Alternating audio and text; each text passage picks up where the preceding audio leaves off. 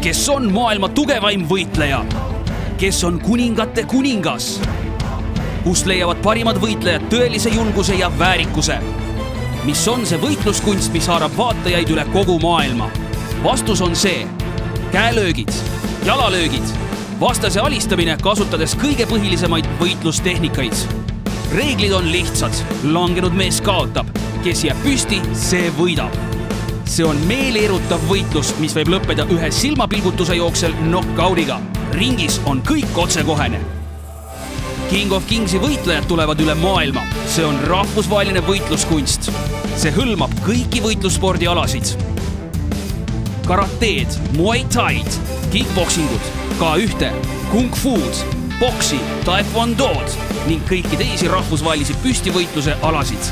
Igal aastal toob King of Kings juurde üha rohkem arengut. King of Kingsis on 6 alagruppi. King of Kings World Grand Prix toob sellel aastal kokku 10 kõige suuremat show'd maailmas. Piirideta, peatamatu, eruta maailma. See on King of Kings, üks öö, üks ring, üks tšempion.